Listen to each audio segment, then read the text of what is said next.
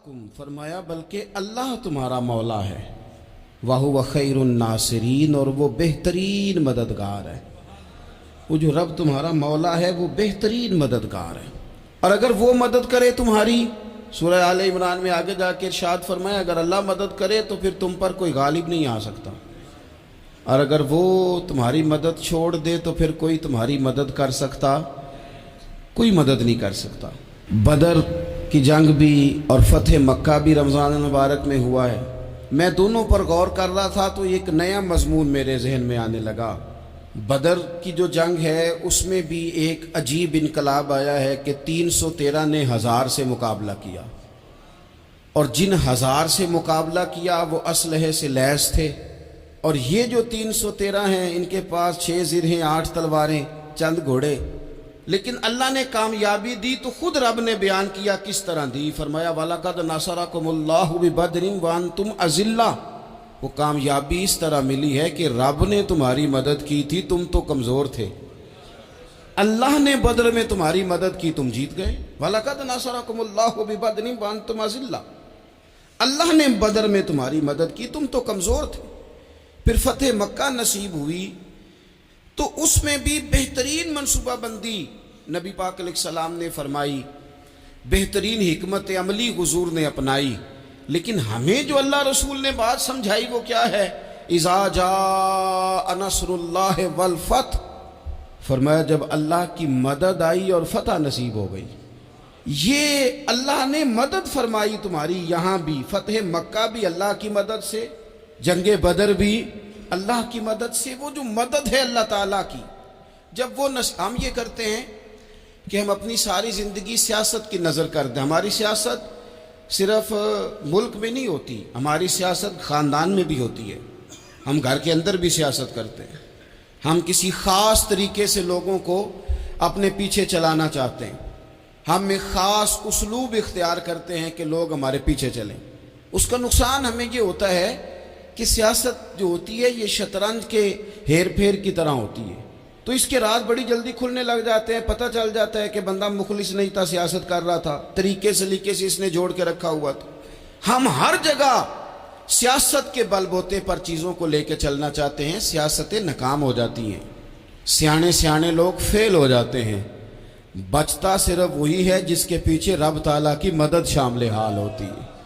अपनी ज़िंदगी के अंदर हम जो कुछ भी कर रहे हैं, जिस शोबे से भी हमारा ताल्लुक़ है, आज हमने इस बात पे गौर करना है कि पहले तो ये गौर कर लें कि जो काम हम कर रहे हैं क्या वो काम ऐसा है कि उसमें अल्लाह की मदद हमें मिलेगी। अगर आप कोई माज़अल्लाह नाजायज़ काम कर रहे हैं, फेले हराम का इर्तिकाब कर रहे हैं, तो उसमें तो मदद इलाही आएगी नहीं। पहले तो ये देखें जो कर रहे हैं वो काम मदद इलाही वाला है, और अगर अल्लाह ताला की मदद वाला वो काम है फिर उस पर गौर करें कि क्या हमने मालिक से मदद का सवाल किया है, हमें मदद मुयस्सर आ रही है। वो मैंने बुज़ुर्गों से एक बात सुनी थी, वो बड़ी याद रह गई। वो फरमाया करते थे काबिलियत भी बड़ी चीज़ है लेकिन कबूलियत सबसे बड़ी चीज़ है। काबिल होना भी बड़ी बात है लेकिन ज़्यादा बड़ी बात यह है कि उसकी बारगाह में कबूल भी है कि नहीं। अपनी ज़िंदगी में अल्लाह की मदद की तरफ बढ़ें, मालिक की मदद का हुसूल इख्तियार करने की कोशिश करें, अल्लाह के साथ अपने आप को जोड़ें। अगर अल्लाह की मदद नसीब हो, ये जो हम जितना डरते रहते हैं, सहमे रहते हैं, परेशान रहते हैं कोई क्या कर देगा, हमारे यहाँ ना हर शोबे में माज़अल्लाह एक माफिया है, इल्ला माशाअल्लाह। माफिया कहता है मेरे साथ मिलोगे तो मैं चलने दूंगा वरना मैं नहीं चलने दूंगा, मार्केट में आ ही नहीं सकता फलाना बंदा क्योंकि यहाँ हमारा कब्ज़ा है।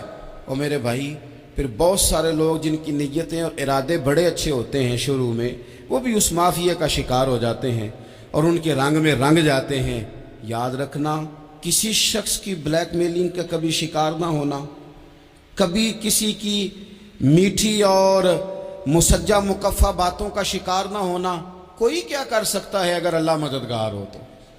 जिसको रब करीम उठाना चाहे उसे कोई गिरा सकता है।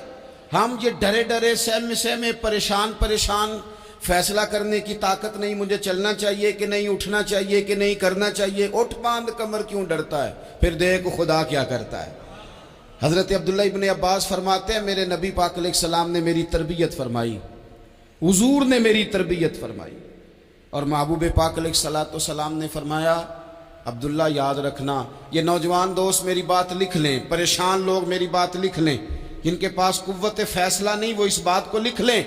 حضرت عبداللہ ابن عباس فرماتے ہیں میرے نبی پاک علیہ السلام نے مجھ سے فرمایا تھا عبداللہ سن، اگر ساری دنیا مل کے تیرا کوئی نفع کرنا چاہے کر نہیں سکتی جب تک میرے رب کی رضا نہ ہو، اور فرمایا ساری دنیا مل کے تیرا کچھ بگاڑنا چاہے تو عبداللہ بگاڑ نہیں سکتی جب تک رب کریم کی حکمت کا تقاضا نہ ہو۔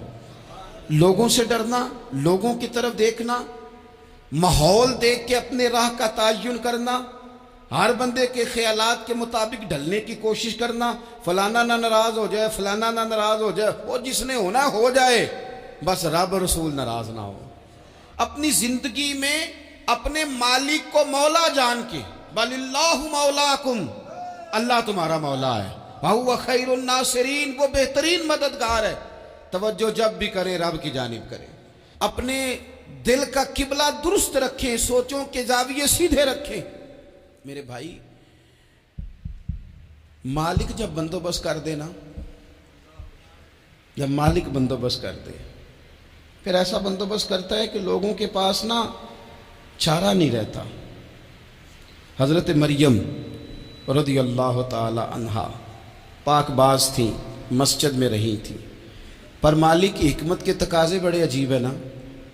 پھر جناب مریم کو اللہ تعالیٰ نے بغیر شوہر کے اولاد عطا کر دی۔ یہ بات ہی ایسی تھی، وہ کسی نے کہا تھا کہ مخلوق تو فنکار ہے اس درجہ کے پل بھر میں سنگے در کعبہ سے بھی اصنام تراشے، تم کون ہو کیا چیز ہے داغ کبابی، لوگوں نے تو مریم پہ بھی الزام تراشے۔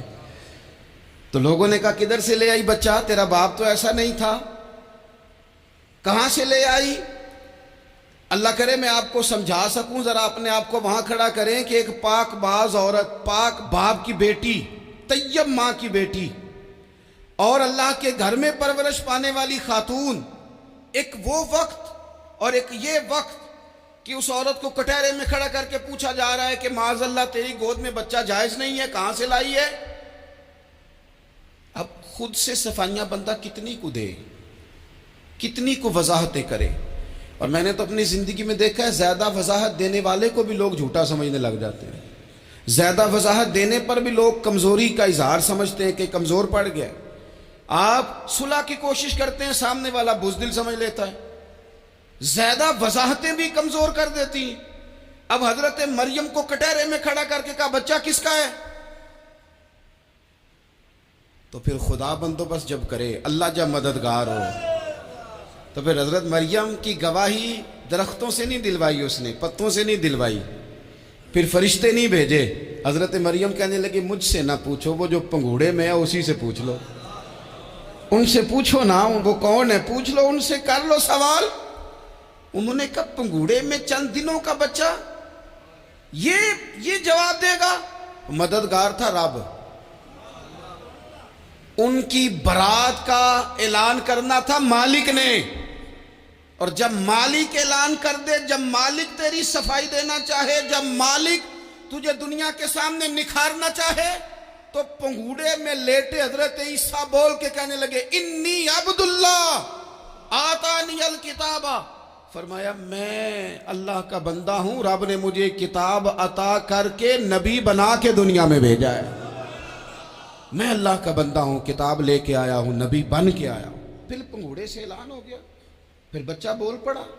اور یہ ایک دفعہ نہیں بات ہوئی، یہ بنی اسرائیل میں ایک جریج نام کے شخص بھی تھے جو نماز پڑھ رہے تھے، بعض نے لکھا ہے نفل نماز تھی، اماں نے پکارا تو آئے نہیں، تو ماں کے منہ سے نکل گیا تو اتنی دیر تک مرے گا نہیں جب تک کسی بے حیا عورت کا منہ نہ دیکھ لے۔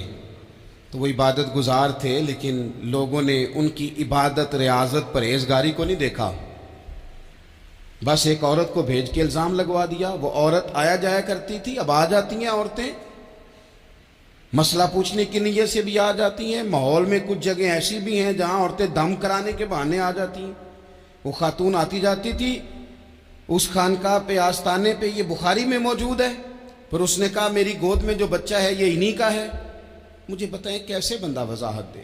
حالات خراب ہو گئے، لوگ کٹیا جلانے لگے، ماحول اور طرح کا بن گیا۔ میرے نبی پاک علیہ الصلوۃ والسلام فرماتے ہیں پھر اس رب کے بندے نے کہا مالک تو کریم ہے، تیری مشیت کا تقاضا آیا جو میری ماں نے جملے بولے تھے، پر اب میں وضاحت دینے کے قابل نہیں رہا، اب تو ہی کرم کرے گا تو دروازہ کھلے گا۔ تو وہ چند دنوں کا بچہ پنگوڑے میں بول کے کہنے لگا میں اس درویش کا نہیں، میں تو فلانے چرواہے کا بچہ ہوں، وہ جو بکریاں چراتا ہے۔ رب کی مدد کو پکاریں، اپنے ساتھ اپنے مالک کی مدد کو شامل کریں، تھوڑے رزق پر بھی گزارا اچھا ہونے لگ جائے گا۔ سارے لوگ آپ کو گرانے کی تدبیریں کر رہے ہوں گے اور مالک آپ کو عزتیں عطا فرما دے گا، اس کی بارگاہ سے حکمت کا تقاضا اور ہو جائے گا۔ ہم نے ساری زندگی لوگوں کو راضی کرنے میں گزار دی، ساری زندگی بڑھاپا آ گیا بچوں کو پالتے، اور بچوں نے آخری عمر میں کہہ دیا ابا اگر کوئی ڈھب کا کام کر لیتے تو آج ہمارے دن بھی پھر نہ جاتے۔ ساری زندگی گزار دی بہن بھائیوں کو راضی کرنے میں، ساری زندگی گزار دی ذمہ داریاں اٹھانے میں، ان کو 99 دفعہ دیا، ایک دفعہ نہیں دیا تو انہوں نے کہہ دیا تو نے تو کبھی دیا ہی نہیں، تو تھا ہی نہیں۔ ساری زندگی محلے داروں علاقے والوں کو راضی کرنے میں گزار دی۔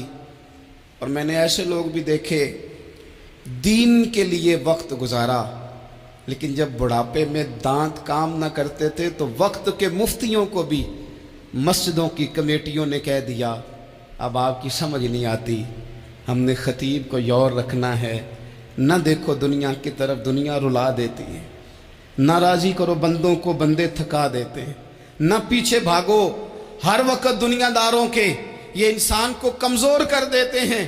وہ تو کریم ہی بڑا ہے، 2 آنسو زمین پر بعد میں گرتے ہیں، بندے کے گناہ سارے پہلے معاف فرما دیتا ہے۔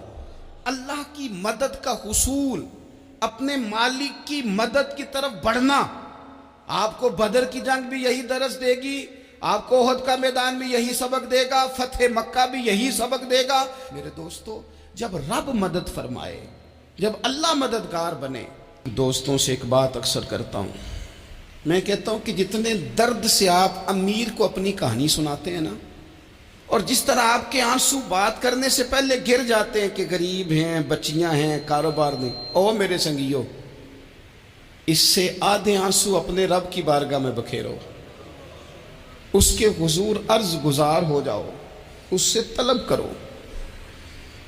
ایک وقت انسان پر زندگی میں ایسا آتا ہے کہ اسے یوں محسوس ہوتا ہے کہ میرا سایہ بھی ذرا سا پیچھے ہٹ گیا ہے، اسے یوں لگتا ہے کہ میں کسی سہارے پہ ہاتھ ڈالتا ہوں تو وہ بھاگ جاتا ہے مجھ سے۔ لیکن مالک کی بارگاہ ایسی عظیم بارگاہ ہے، رب رسول کے آستانے اتنے بڑے ہیں کہ آپ جب وہاں کشکول طلب دراز کرتے ہیں تو جھولی پھیلانے میں دیر لگتی ہے، ان کو بھرنے میں تو کوئی دیر نہیں لگتی۔ ہم نے اپنا سوچ کا قبلہ ہی دنیا کو بنا لیا ہے۔ یہ جو اللہ والوں کی مدد ہے یہ تو عین اللہ ہی کی مدد ہے، لیکن یہ جو سیٹھوں کی طرف توجہ کرنا، نوابوں کی طرف توجہ کرنا، دنیا داروں کی طرف توجہ کرنا، اور اپنا مزاج اس طرح کا بنا لینا، یارو گردن کو جھکا دیتا ہے خیرات کا پتھر، جہاں میں مانگنے والوں کے سر کبھی اونچے نہیں ہوتے۔ اور اقبال کہتے ہیں غیرت ہے بڑی چیز جہانے تگ و دو میں، پہناتی ہے یہ فقر کو تاج سردارا۔ میں عرض کروں گا کہ اپنی آپ جب توجہ کا قبلہ اللہ رسول کو بنائیں گے تو رب فرماتے ہیں وَيَرْزُقْهُ مِنْ حَيْثُ لَا يَحْتَسِبُ، میں نہ تجھے وہاں سے رزق دوں گا جہاں سے کبھی تیرا گمان بھی نہیں گیا ہوگا، یہاں سے بھی مل سکتا ہے، تو نے سوچا بھی نہیں ہوگا۔ بخاری شریف میں حدیث ہے، حضرت جابر ابن عبداللہ فرماتے ہیں نبی پاک صلی اللہ علیہ وسلم نے 300 لوگوں کا ایک لشکر روانہ کیا کسی مہم کے لیے، کسی جہاد کے لیے۔ حضرت ابو عبیدہ بن جراح رضی اللہ تعالیٰ عنہ امیر لشکر تھے۔ فرماتے ہیں غربت اتنی زیادہ تھی، بھوک اتنی زیادہ تھی کہ ایک ایک کھجور دن میں ایک وقت کھانے کو ملتی تھی، اور کچھ دن ایسے آئے کہ اب کھجور بھی نہیں مل رہی۔ فرماتے ہیں اتنی زیادہ بھوک لگی مجاہدین کو، 300 بندہ پتے کھا کے گزارا ہونے لگے۔ یہ بخاری میں موجود ہے۔ آپ فرماتے ہیں کہ دریا کے کنارے ہمارا پڑاؤ تھا، ٹھہراؤ تھا، جب بھوک سے نڈھال ہو گئے نا، وَيَرْزُقْهُ مِنْ حَيْثُ لَا يَحْتَسِبُ، اللہ وہاں سے روزی دیتا ہے، گمان بھی نہیں ہوتا۔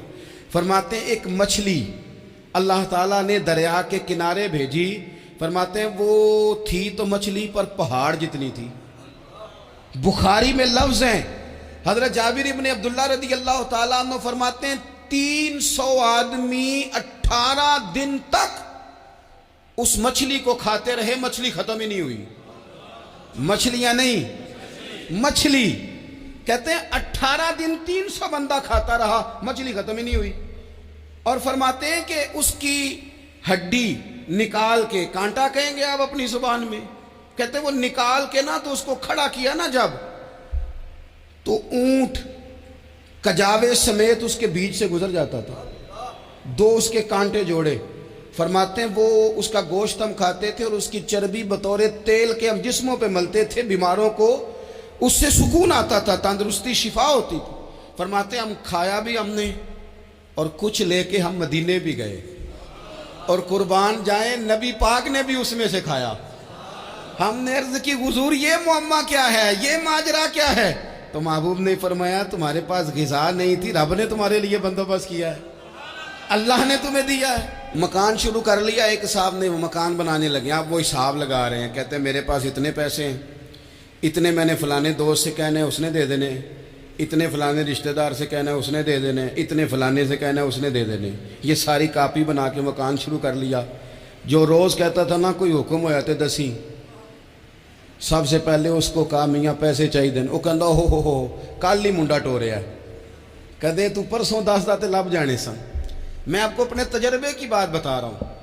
جن لوگوں کا خیال ہوتا ہے نا کہ آپ سٹارٹ کریں فلانا کام، ہم آپ کے ساتھ ہیں، اللہ کا ہی کوئی نظام ہے، وہ بالکل بھی نہیں ساتھ ہوتے۔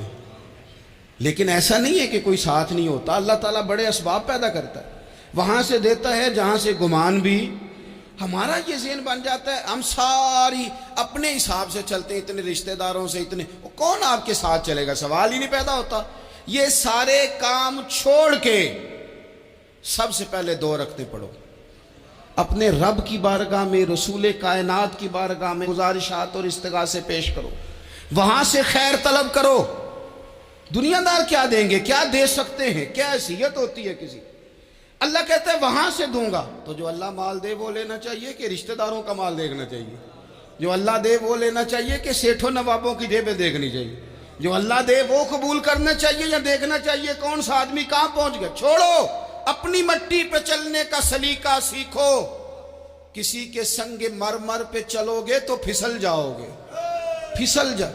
اس پر ایک اور بات عرض کر دوں، صحیح بخاری سے، مسلم سے ایک اور بات۔ کچھ چیزیں ایسی ہیں جن سے اللہ کی مدد آتی ہے، مدد ملتی ہے۔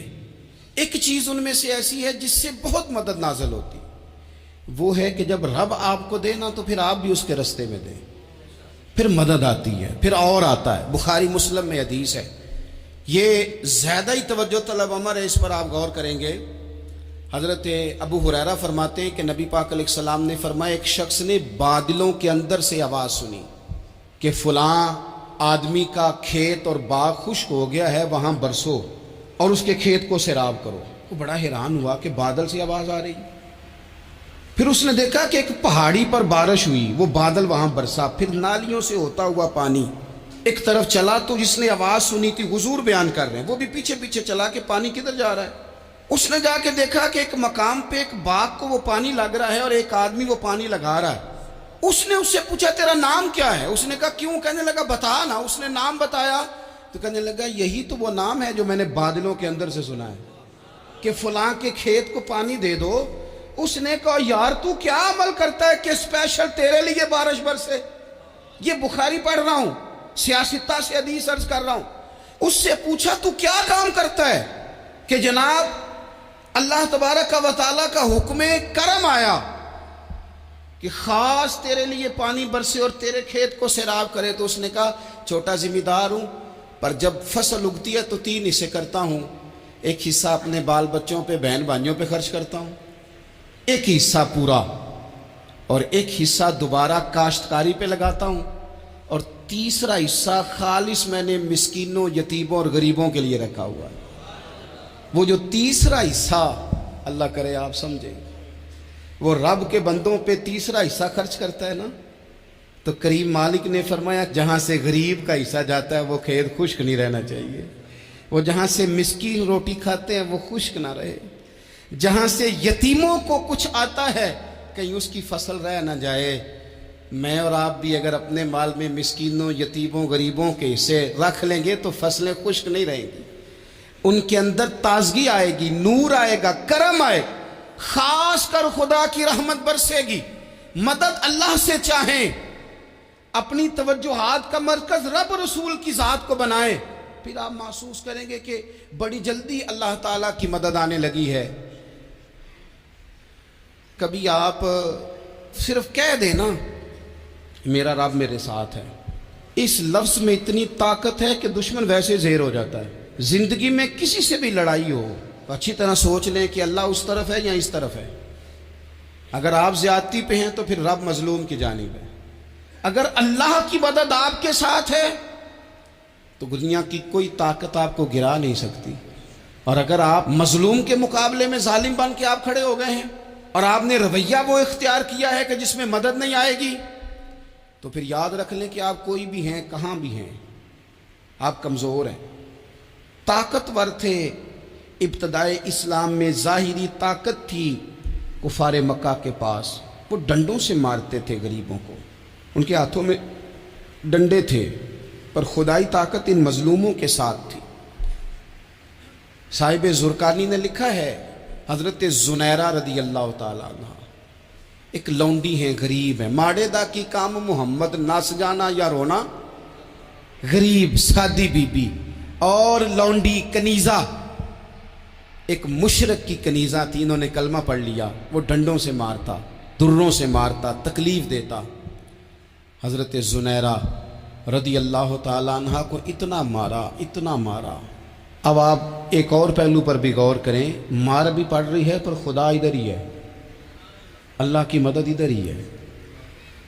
رب کہتا ہے کہ پہلے تو صبر کرنا، ان اللہ مع الصابرین، تو صبر کرے گا تو پھر رب کی معیت ملے گی، ذرا ٹھہرنا، تو تھوڑا ڈٹنا۔ ان الذین قالوا ربنا اللہ ثم استقاموا تتنزل علیہم الملائکہ، تو کہے اللہ میرا رب ہے، پھر تو پہلے ڈٹ، پہلے تو نے ڈٹنا ہے۔ ثم استقاموا، جو ڈٹ گیا، تتنزل علیہم الملائکہ، ڈٹنے والے کے لیے مدد آتی، پہلے تھوڑا ٹھہرنا پڑتا ہے، پہلے تھوڑا صبر کرنا پڑتا ہے، حوصلہ کرنا پڑتا، اس کے بعد مدد آتی۔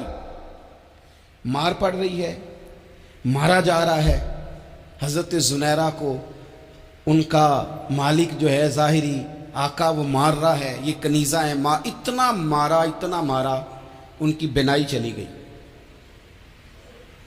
نظر آنا بند ہو گیا۔ ابو جہل آیا اور کہنے لگا زنیرہ دیکھا نا ہمارے بت تیری آنکھیں لے گئے، معاذ اللہ، لات و منات ہمارے بتوں نے تجھے اندھا کر دیا۔ اب ایسا نہیں ہے کہ بی بی روتی جا رہی ہے، روتی جا رہی ہے، مایوسی مایوسی، معاذ اللہ، پریشانی، غریبی بڑی ہے، پوچھنے والا کوئی نہیں، یہ باتیں نہیں۔ کیا جملے ہیں خاتون کے، کیا لفظ ہیں۔ ابو جہل نے تنزیہ کہا، معاذ اللہ، کہنے لگا دیکھا نا ہمارے بتوں نے تجھے اندھا کر دیا۔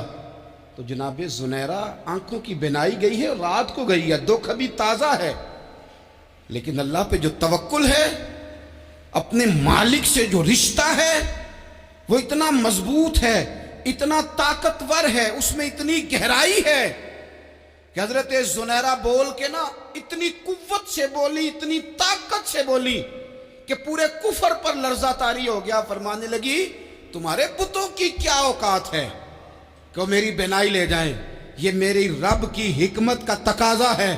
جب تک اس نے چاہا زنیرہ دیکھتی رہی، اور جب اس نے چاہا زنیرہ کی آنکھوں کی بینائی چلی گئی، اور اگر وہ چاہے گا نا تو بینائی واپس بھی کر دے گا۔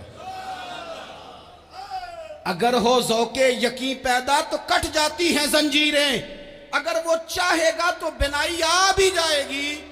حضرت زنیرہ نے رات کو یہ لفظ کہے، ابو جہل اور سارے کفار ڈر کے سن کے چلے گئے، آپ اطمینان سے آ کے بستر پہ سوئی۔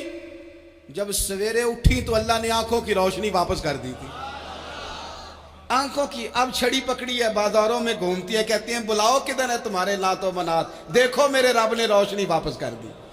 آ کر میرے ساتھ ادھر آ ستمگر ہنر آزمائیں، تو تیر آزما ہم جگر آزمائیں۔ بیمار لوگوں یاد رکھو، کہہ دیا ڈاکٹر نے کہ تو بڑا بیمار ہے، تو بڑا کمزور ہے، یہ ہو گیا وہ ہو گیا، تو ڈاکٹر اپنے علم کے مطابق بات کر رہا ہے، ہوگا تو وہ جو میرا رب چاہے گا۔ کمزور ہو جانا، پریشان ہو جانا، تکلیف میں آ جانا، پتہ نہیں بات ہو گئی ہے تو جانے کیا ہو جائے گا۔ اپنی زندگی کے اندر اپنے رب سے رشتہ مضبوط کریں، رسول کائنات سے رشتہ مضبوط کریں، اللہ والوں سے رشتہ مضبوط کریں۔ حضرت زنیرہ نے پیغام دیا کہ زندگی میں جو جینا چاہتے ہیں تو وہ رب کا نام لے کے جی سکتے ہیں، جو اپنی زندگی میں خوشیاں دیکھنا چاہتے ہیں تو رسول اللہ کے نام پر خوشیاں دیکھی جا سکتی ہیں۔ توکل کی بنیاد پر بندہ خوشیاں لے سکتا ہے، اور اگر انسان میں توکل نہیں ہے تو پھر وہ اس کالے جادو سے